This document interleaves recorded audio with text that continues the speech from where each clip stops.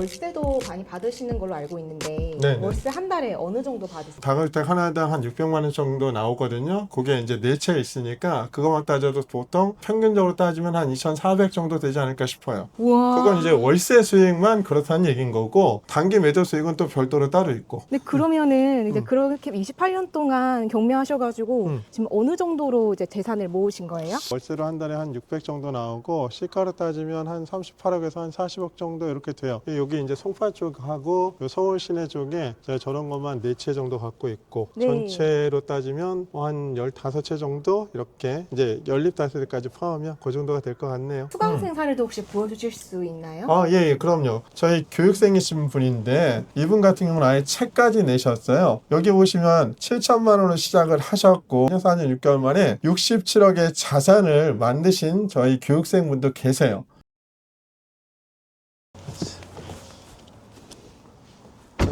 안녕하세요. 네, 안녕하세요. 간단하게 네. 자기소개 부탁드려요. 자기소개요. 저는 부동산 경매를 한 지 올해로 만 28년 차 되는 부동산 전업 투자자이면서 또 학교에서 강의를 하고 있는 임경민이라고 합니다. 부동산 경매를 몇 년 동안 하신 거예요? 만으로 28년 차요. 98년도 11월 28일부터 시작했으니까. 네, 꽤 오. 오래됐죠. 네, 28년이요? 네, 그러면은 이제 그렇게 28년 동안 경매하셔가지고 지금 어느 정도로 이제 재산을 모으신 거예요? 월세로 한 달에 한 600 정도 나오고 시가로 따지면 한 38억에서 한 40억 정도 이렇게 돼요. 여기 이제 송파 쪽하고 요 서울 시내 쪽에 제가 저런 것만 4채 정도 갖고 있고 네. 전체로 따지면 한 15채 정도 이렇게 이제 연립다세대까지 포함하면 그 정도가 될 것 같네요.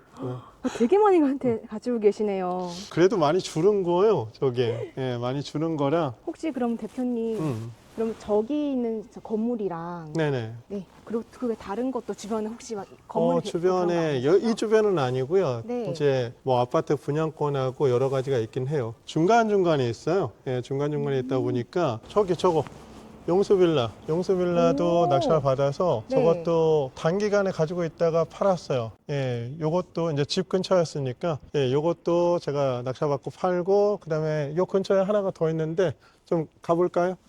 네, 그러면 혹시 이제 이 경매 일을 언제부터 어떻게 시작하시게 된 거예요? 제가 군대를 23살에 갔다가 25살에 제대를 했어요. 네. 막노동을 한 3년 했었고 막노동 하면서 우유 배달, 신문 배달, 택배 그다음에 목욕탕 청소 다양하게 했어요. 근데 사실 그래가지고 인생을 바꿀 수가 없다는 생각을 했어요. 그리고 학벌도 없었지, 돈도 없었지, 또 백그라운드도 없었지. 네. 그러다 보니까 내가 3년 동안 모은 시드가 한 3천 정도 되더라고요. 그 3천만 원 갖고 처음에 경매를 시작을 했어요. 그러니까 한 달, 1년에 1,000만 원씩 해서 3년 모은 거예요. 그걸로 이제 경매를 하기 시작을 했죠. 경우도 요건 이제 다세대 주택이에요. 근데 요 중에서도 하나 낙찰을 받아서 제가 요것도 단타 매매했어요. 그래서 요것도 수익이 꽤 많이 났죠. 이제 마천동으로 가면 제가 낙찰 받아서 투자금 대비 수익률 1000% 낸 것도 있거든요. 그것도 한번 보여드릴게요. 가시죠. 경매에 대해서 처음부터 좀 관심이 많으셨을까요? 당연히 관심이 많았었고요. 98년도 11월 28일 날 시작할 때 정확히 1997년도 11월 21일 날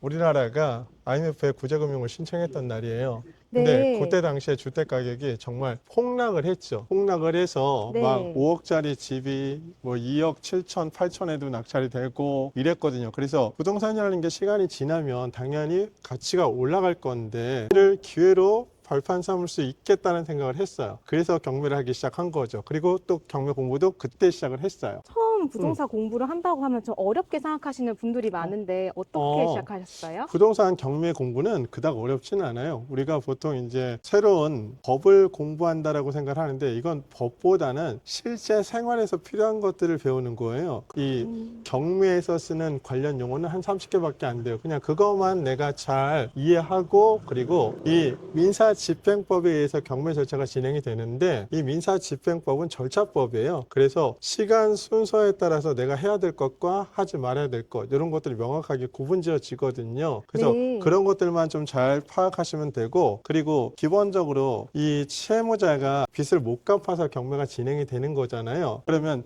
채권자는 그 집행법원에 이제 경매를 신청을 하게 되거든요. 그러면 네. 집행법원의 판사님께서는 뭐 감정평가사와 또 집행관을 통해서 현황을 조사하기 시작을 해요. 그래서 그 현황조사 목록을 만들어 놓고 이 목록을 전체적으로 일반인이 좀 더 쉽게 볼 수 있게 만들어 놓은 게 바로 매각물건 명세서라는 거예요. 그 매각물건 명세서에 보면 최선순위 설정 일자라고 해서 말소기준등기라는 표현을 보통 쓰거든요. 그 말소기준등기에 대한 부분, 그 다음에 임차인이 전입신고를 언제 했는지, 그 다음에 이분이 대항력이 있는지, 확정일자는 받았는지, 배당요구 신청은 했는지, 이런 것들만 잘 파악하면 아, 내가 이 물건을 낙찰받았을 때 내가 낙찰되고 왜 추가로 인수할 게 있는지 없는지를 판단할 수가 있어요. 그 매각 물건 명세서 한 장만 똑바로 보더라도 충분히 경매는 쉽게 도전해 볼 수 있어요. 근데 일반인들이 이제 그런 것들이 어렵다고 생각을 하기 때문에 그냥 못하는 것 뿐인 거예요. 이게 그것만 잘 들어봐도 되는 거였네요. 그렇죠. 할게 무서워할 아니라. 필요가 전혀 없어요. 되게 간단하거든요. 그리고 쉬워. 그리고 보통 일반 직장인들이 9 to 6잖아요. 9시까지 출근하고 6시까지 퇴근해서 벌을 수 있는 그 월급이라는 게 사실 뭐 빤해요. 한 4,500 정도? 요 정도밖에 안 되는데 그래봐야 1년 연봉으로 따지면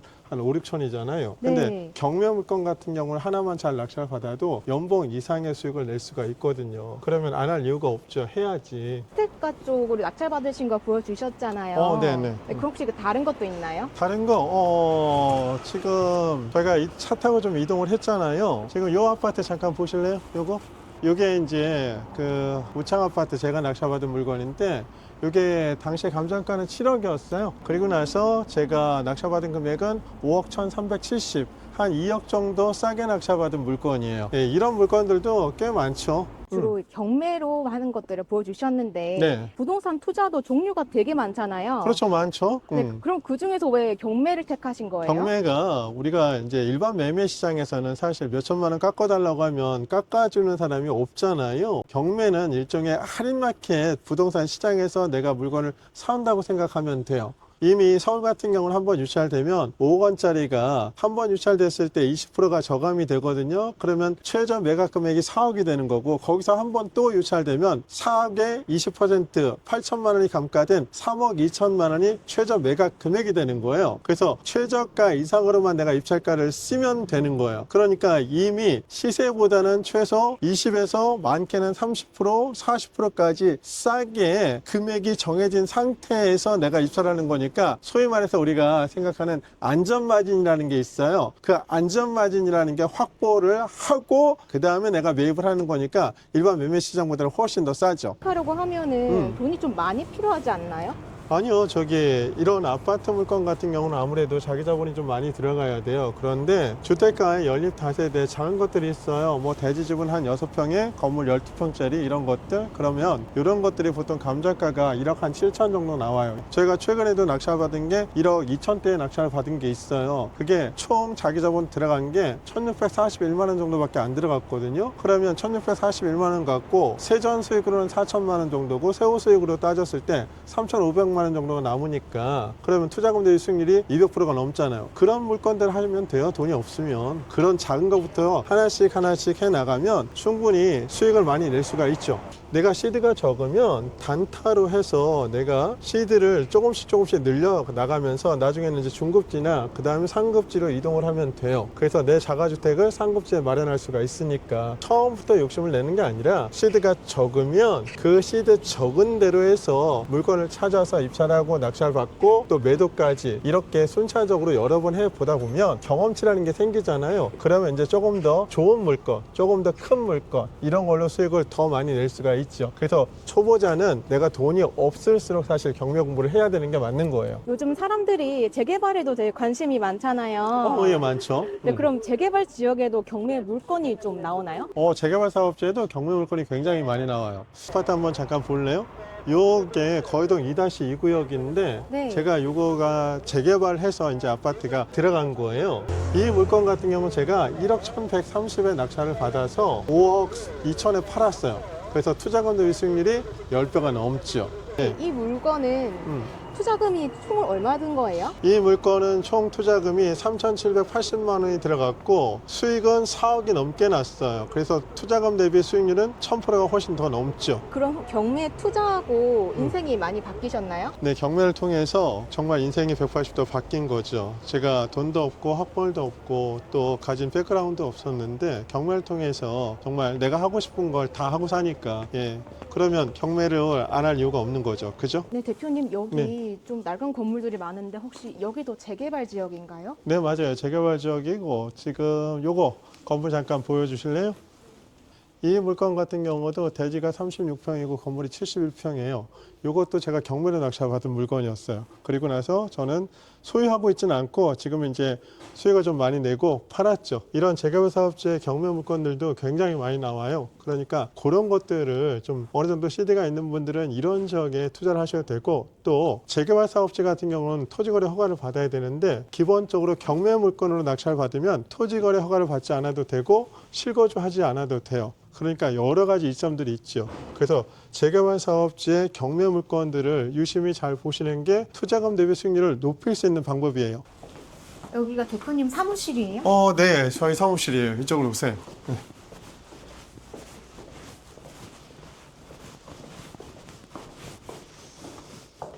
여기가 제 자리입니다. 네.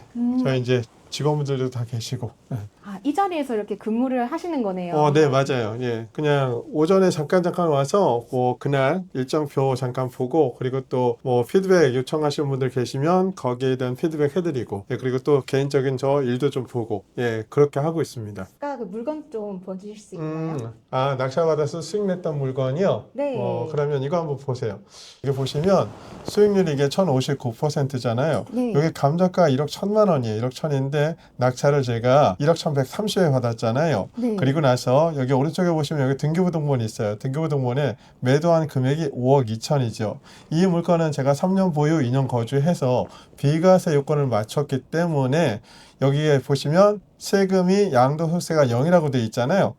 비과세 조건을 제가 맞췄어요. 그래서 투자된 금액은 총 3,780만 원이고 실수익이 4억이 넘기 때문에 투자금 대비 수익률이 1,059%예요. 수익률 진짜 높네요. 그렇죠. 한 10배 정도가 되는 거죠. 그 수강생 사례도 혹시 보여주실 수 있나요? 예, 그럼요. 저희 교육생이신 분인데 이분 같은 경우는 아예 책까지 내셨어요. 여기 보시면 7천만 원으로 시작을 하셨고 4년 6개월 만에 67억의 자산을 만드신 저희 교육생분도 계세요. 그래서 실제 이 물건도 경매로 낙찰받은 물건이에요. 또 재개발 사업지의 물건들도 많이 투자를 하셨어요. 실제 이 물건들 같은 경우가 재개발 사업지로 지정이 되면서 가격이 많이 올랐죠. 다른 것도 있을까요? 그럼요. 3개월 만에 아파트 9채하고 오피스텔 한 채를 낙찰받으신 분도 계세요. 여기 보시면 동탄에 오피스텔 하나하고 나머지는 전부 다 아파트 물건이에요. 이게 불과 3개월 만에 낙찰받은 물건의 개수예요. 우와, 3개월 만에 어마무시하게 낙찰 받으셨네요. 그럼 대표님은 이제 월세를 선호를 하시나요? 아니면은 단기 매도해서 차익을 내는 거를 더 선호하시나요? 내가 시드가 많으면 수익형 부동산이라고 얘기하는 것처럼 아까 제가 잠깐 월세 600만 원씩 나온다는 거, 그런 것들을 몇 개 세팅하시는 게 너무 좋고, 또 그렇지 않고 내가 시드가 좀 작으면 시드를 늘려야 되잖아요. 그럴 때는 단기 매도 수익을 선택하시는 게 훨씬 더 좋아요. 월세도 많이 받으시는 걸로 알고 있는데 네네. 월세 한 달에 어느 정도 받으세요? 다가주택 하나당 한 600만 원 정도 나오거든요. 그게 이제 4채 있으니까 그것만 따져도 보통 평균적으로 따지면 한 2,400 정도 되지 않을까 싶어요. 우와. 그건 이제 월세 수익만 그렇다는 얘기인 거고, 단기 매도 수익은 또 별도로 따로 있고. 첫 입찰에 바로 낙찰 받으신 분도 계신가요? 그럼요. 그런 분들도 되게 많아요. 여기 이것도 한번 보여드릴게요. 여기 이제 서울 동부지방법원 관할의 경매 물건인데 이게 송파구 물건이에요. 송파구 물건. 그리고 이 물건 보시면 감정가 4억 5천만 원이잖아요. 그죠? 4억 5천인데 저희가 낙찰받은 금액이 2억 5천 770에 받았어요. 이게 송파구에 건물 지은 지 불과 한 3, 4년밖에 안 된 그런 다세대 주택을 첫 입찰에 낙찰받은 거예요. 그러면 감정가 대비 저희가 한 1억 8천 정도 싸게 받은 거잖아요. 그래서 이런 것들을 1년에 한두 건씩만 하면 연봉의 보통 2배 이상도 수익을 낼 수가 있어요. 이분도 첫 입찰에 첫 낙찰을 받은 거예요. 초보자든 아니면 중수든 고수든 열심히 하는 사람은 돈을 벌어요. 근데 저도 대표님처럼 자산가가 되고 싶어요. 혹시 그렇게 만들어 주실 수 있나요? 그럼요. 근데 경매 공부를 내가 정말 열심히 하겠다는 생각을 해야 돼요. 보통의 분들이 내가 경매 공부 한번 해볼까? 남이 돈을 번다니까 그런 생각으로 그냥 쉽게 들어오시는데 그러시면 안 돼. 어떻게 입찰에 참여를 해야 되는지, 권리 분석을 어떻게 해야 되는지, 현장 조사는 또 어떻게 해야 되는지 이런 것들을 하나씩 배워나가서 조금씩 쌓아나가면 충분히 자산가가 될 수가 있어요. 이거는 이제 직장인들 입장에서 많은 고민을 하고 있는 부분인데 음. 퇴사하고 경매를 하는 게 맞나요? 아니면은 회사 다니면서 경매를 하는 게 더 낫나요? 회사를 다니면서 경매를 하라고 얘기를 해요. 왜냐하면 경매로 낙찰을 받고 또 소유권 이전하고 그리고 나서 수익까지 내는데 또 시간이 걸린단 말이에요. 그러니까 내가 직장생활 하면서 정기적으로 나한테 돈이 들어오는 구조를 지금 가지고 있으니까 그 구조를 갖고 있으면서 안정적으로 내가 경매에 투자하겠다라고 생각하시는 게 그게 훨씬 더 좋은 방법이에요. 버는 데는 대체적으로 얼마나 걸려요? 27살 되신 분이 경매로 낙찰 받은 분이 있어요. 최근에 한 건으로 자신의 연봉만큼을 벌었어요. 근데 그 기간이 한 6개월 정도밖에 소요가 안 됐어요. 부동산 투자는 이제 시작하는 분들이 좀 위험하다 이런 얘기 듣고 좀 겁을 먹고 못 하시는 경우도 많은데요. 왜 부동산 경매 투자는 위험하다는 이런 얘기가 나오는 거예요? 권리 분석을 제대로 잘 못 하신 거고, 그 다음에 내가 현장 가셔서 가격 조사라는 걸 하셔야 되잖아요. 내가 얼마에 팔 수 있는지 이런 것들을 제대로 조사를 안 했기 때문에 입찰 가격에 대해서 오류가 생긴 거예요. 그래서 내가 현장 가셔서 내가 팔 수 있는 금액이 얼마인지, 그리고 내가 이 물건을 통해서 얼마에 내가 마진을 얻고자 하는지, 그리고 각종 비용을 빼면 내가 입찰할 수 있는 금액을 보수적으로 쓸 수가 있죠. 까지 28년간 경매하셨잖아요. 네. 그럼 돈 날리신 적 없으세요? 단 한 번도 없죠. 제가 가장 중요한 부분이 그냥 기초적인 것들을 지키는 거예요. 가장 기본을 지켜야 된다는 얘기를 하고 싶은 거예요. 매각물건 명세서, 현황조사서, 감정평가서, 그리고 당사자 내역서 이런 것들만 내가 제대로 잘 체크하면 돼요. 대표님께서 보셨을 때 부동산 투자를 하면서 실패하는 사람의 특징이 있을까요? 실패하시는 분들은 기본적으로 권리 분석을 똑바로 못했거나 혹은 시장 조사를 똑바로 못했거나 그리고 명도해야 하는 부분에 대해서 못했던 분들이 그런 분들이 애를 먹는 거지, 그런 기본적인 것들을 잘 하신 분들은 돈을 벌지 돈을 잃지 않아요. 부동산 투자 일을 자녀분에게도 추천하시나요? 그럼요. 저는 제 자녀한테도 아들하고 딸이 있는데 둘 다 경매를 가르쳐요. 그리고 딸아이는 부동산학과 다니고 있어요. 이런 특징을 가진 분이 부동산을 하면 좋다 이런 거 있을까요? 꾸준한 열정이 필요해요. 내가 꾸준하게 노력하고 물건도 찾아보고 현장도 가서 가격조사도 해보고 또 입찰도 여러 번 참여해보고, 그런 분들이 경매에 투자를 잘해요. 대표님께서 교육을 하신 분들 중에서 가장 기억에 남는 분이 있을까요? 자기 전세보증금 7천만 원 갖고 시작해서 4년 한 6개월 만에 자산 규모가 67억까지 늘어나신 분도 있고, 텔레비전에서 나왔던 친구도 있는데, 이 친구 같은 경우도 저한테 열심히 잘 배웠고, 그리고 나서 본인이 이제 경매 강의하시는 분들도 되게 많아요. 워라밸은 어떤가요? 충분히 가능하죠. 직장 생활 하면서 그리고 뭐 1년에 한 2건 정도 이렇게만 낙찰 받아도 연봉 이상의 수익을 낼 수 있기 때문에 훨씬 더 높아지죠. 처음 부동산 투자를 하게 된다면 하루에 시간을 몇 시간 정도 투자해야 하루에 되나요? 경매 공부하는 시간 그냥 1시간 정도 하고, 그 다음에 이제 주말에는 이 부동산 사장님들도 이 일요일 날은 쉬세요. 근데 토요일 날은 그래도 문을 열어 놓으시고 상담 같은 것도 해주시고 하거든요. 그러면 그때는 이제 경매 물건 인근 지역에 부동산 찾아가서 내가 이 물건에 입찰하려고 하는데 혹시 시세가 얼마나 될까요? 내가 이걸 판다라고 하면 얼마 정도에 팔 수 있을까요? 이런 것들을 활동을 좀 잘 하셔야 돼. 목표는 어떻게 될까요? 앞으로의 목표는 지금 아무래도 독거 노인들도 더 많아 낮아지시고 또 이제 형편이 안 돼서 자녀를 부득이하게 이제 보육원 같은 곳에 보내시는 분들도 계시잖아요. 근데 또 부모가 잘 돼서 아이들을 찾아가면 좋은데 그렇지 못한 경우가 되게 많아요. 그래서 보통 이제 고등학교 졸업하면 자립청년이라고 얘기하잖아요. 그 친구들이 나와서 뭐 할 수 있는 일들이 별로 없어요. 그래서 그 친구들이 일을 좀 제대로 잘 배우고 할 수 있게 그런 회사를 하나 만들어서 그 친구들이 자활할 수 있게 그런 것들을 좀 만들어주고 싶어요. 시청자들에게 하고 싶은 말 있으실까요?